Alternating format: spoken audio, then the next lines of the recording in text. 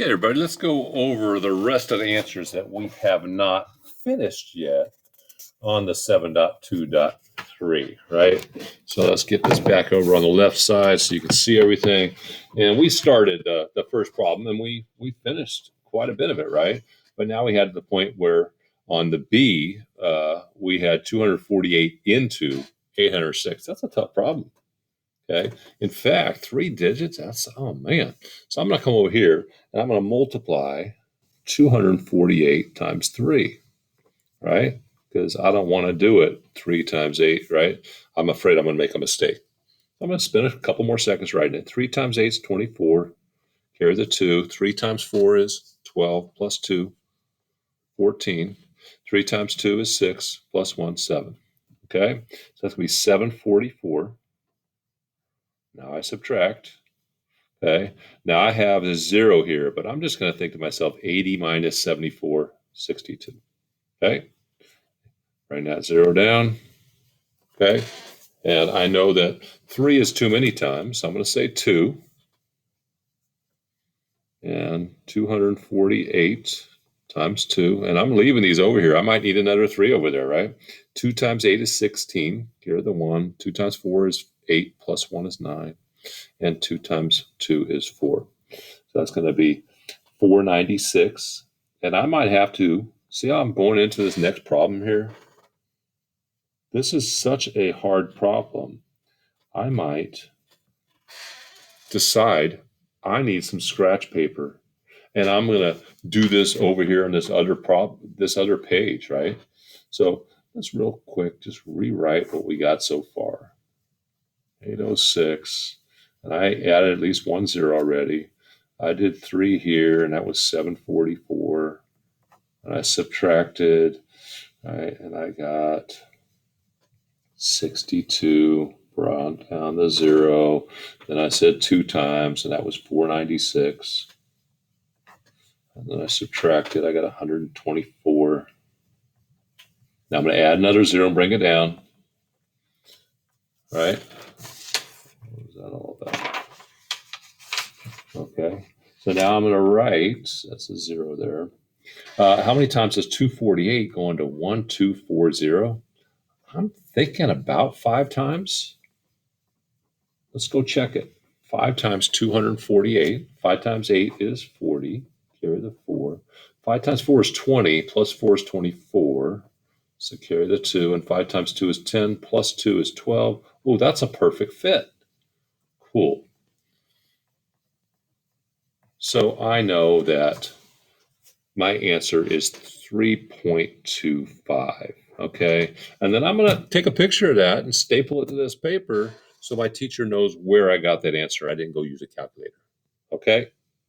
If you do that extra work, make sure you get credit for that extra work. On to the next one. I said to use a C method on this. Remember we said 5 times 3 is 15, plus 2 is 17 over 5.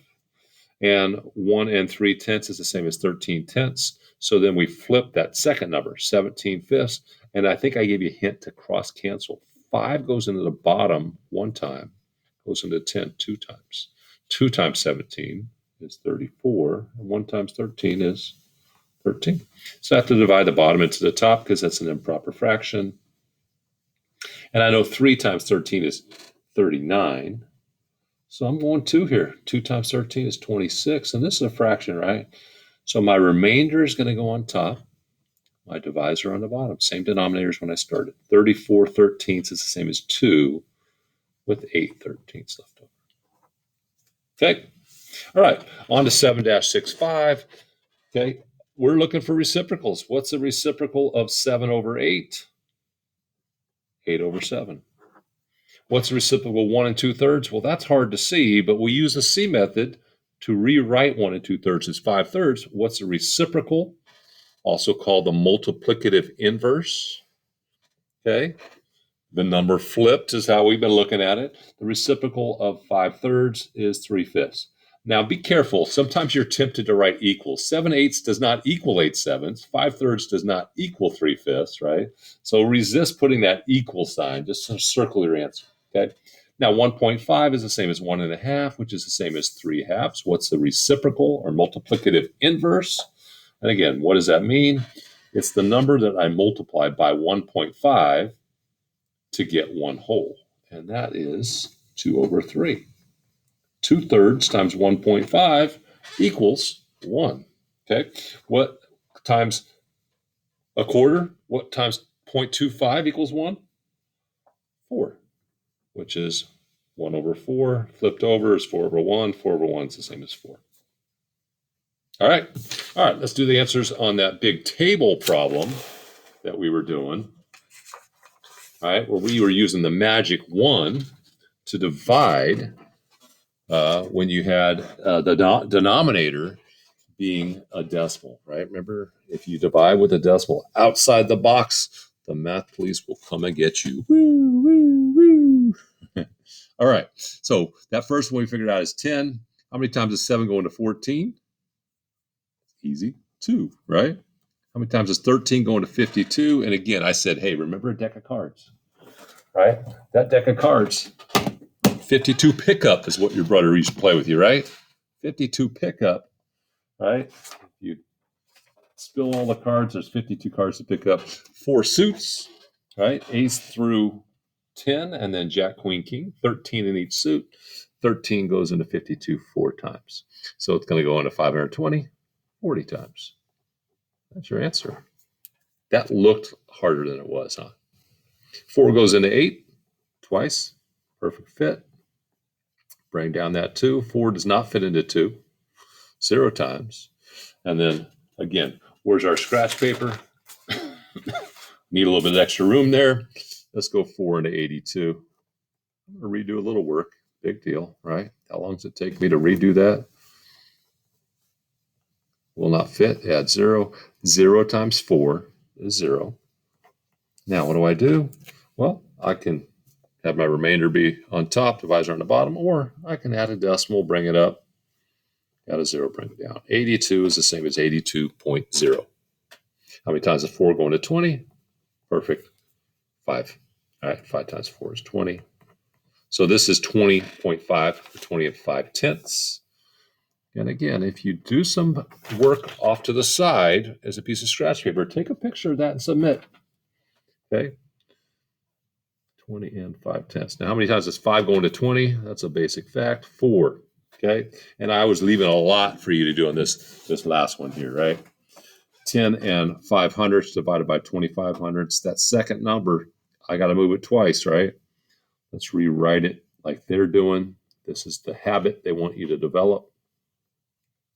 In order to get rid of that decimal, I got to move it over 2 spots, so I have to multiply it by 100. Right? Now, if I multiply the bottom by 100, I have to multiply the top by 100. Move that over 2 spots. 1,005.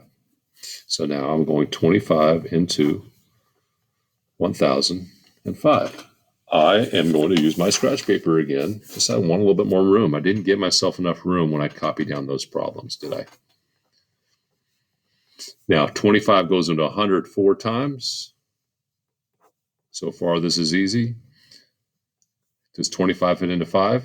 Don't get confused and say, how many times does this fit into that? It's always this fitting in. It does not fit. So I'm putting a 0, and I go 0 times 25 is 0. I subtract. What do? I'm going to add a decimal and bring it up. Add a 0, bring it down, and I see that 25 fits into 50 2 times. Okay, so 40 and 2/10 is my answer there. 40 and 2/10. Boom. Okay. All right, 7-67, we're just doing some review of multiplying fractions, mixed numbers, and some decimals. 2/3 times 2/5, 2 times 2 on top, 3 times 5 on the bottom. Multiplying fractions is what? Easy.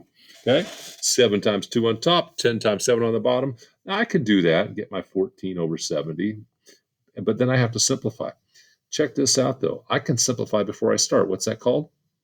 Cross cancel. 7 goes into the top 1 time, it goes into the bottom 1 time. 2 goes into the top 1 time, it goes into the bottom 5 times.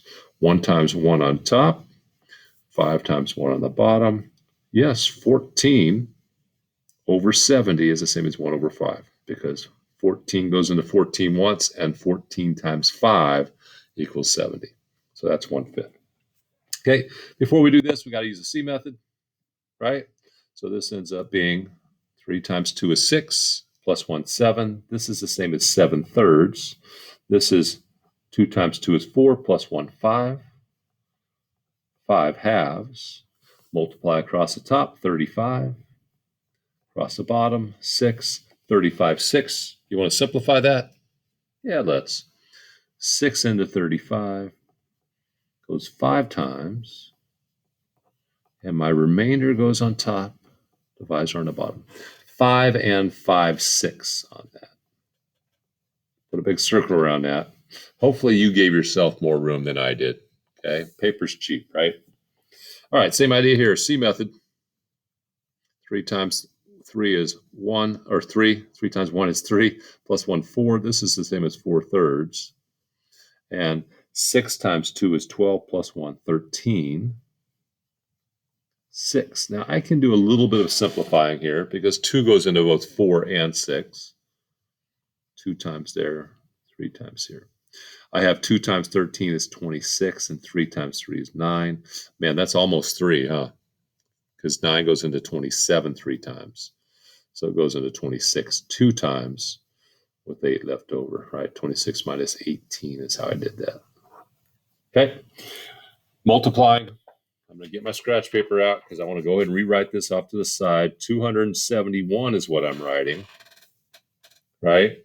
Times 45.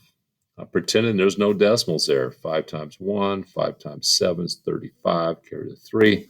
5 times 2 is 10, plus 2, 13. Plus 3, 13, right?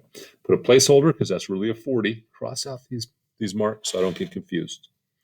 4 times 1 is 4. 4 times 7 is 28. So I put the 8 there, carry the 2, and 4 times 2 is 8, plus 2 more is 10. 11, carry the 1. So 12195, but now let's go back to our problem.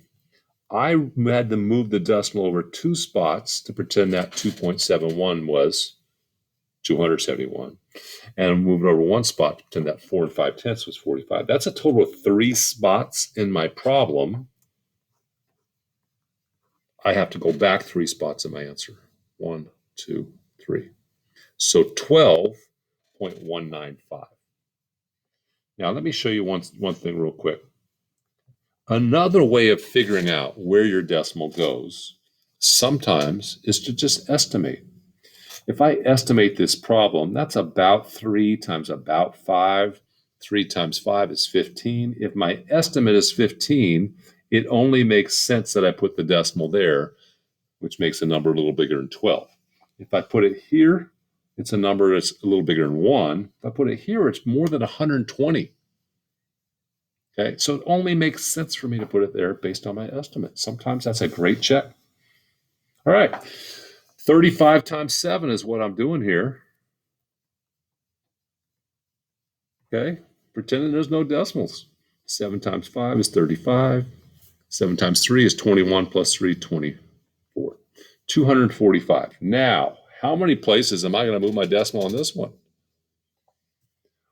1, 2, 3, 4, 5, 6 spots. I got to go back 6 spots in my answer. 1, 2, 3, 4, 5, 6. Fill in those eggs in that egg carton, right? So I got 3 zeros between the decimal and the 2 in my answer there.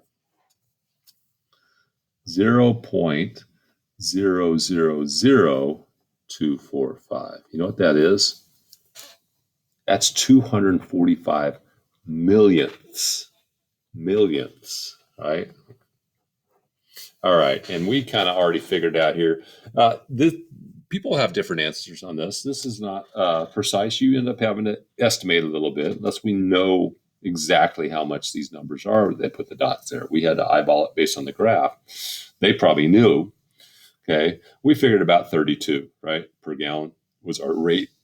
So I'm going to say about 96 for 3. Looks like it might be as high as 100. Maybe 100. About 100. And I'm going to put That squiggly equal sign means about, right? We don't know exact, but that's our prediction of about. Same thing with a 5. I predict it's more than 150. It's less than 175. It looks like it's about 2/3 of the way, right? So I don't know. What do you think about 170? What do you think? 165? About 170. Well, that's our estimate. That's our prediction. Okay. All right. Hopefully you did well on that. Hopefully you learned a lot on this one. Again, long videos on this one.